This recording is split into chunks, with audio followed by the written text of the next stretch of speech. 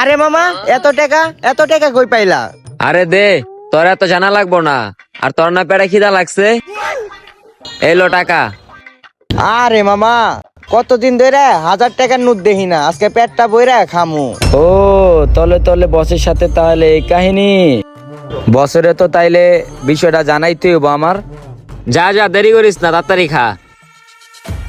আর আমি এই যে বসে আছি কে, আমি যে আমার কাজটা শুরু করে দেই।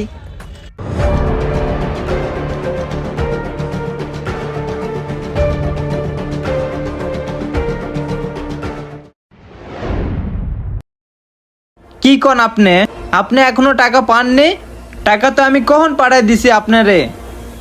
স্যার, অনেক বড় সর্বনাশ হয়ে গেছে স্যার। আমার কাছে যা টাকা ছিল স্যার, কটা পোলাবেন না বাইক লয়ে আইসা স্যার, সব টাকা পয়সা লয়ে গেছে গা স্যার। স্যার, আপনি আমাকে মারলেন স্যার? আপনি আমাকে মারলেন কেন স্যার? আমি তো কিছুই বুঝতেছি না স্যার। চুপ, তুই আর একটা কথা বলবি না। তোকে তো শুধু আমি মারছি, তোর কপাল ভালো তোকে এখন আমি পুলিশে দেই নাই।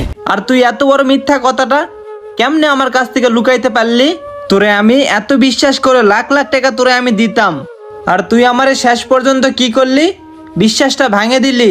স্যার, আপনি এগুলো কি কইতাছেন স্যার? আমি আপনার বিশ্বাস ভেঙে দিছি মানে? হ্যাঁ, তুই আমার বিশ্বাস ভেঙে দিছস। আর শুধু বিশ্বাস না, তুই আমার মনটাও ভেঙে দিছস।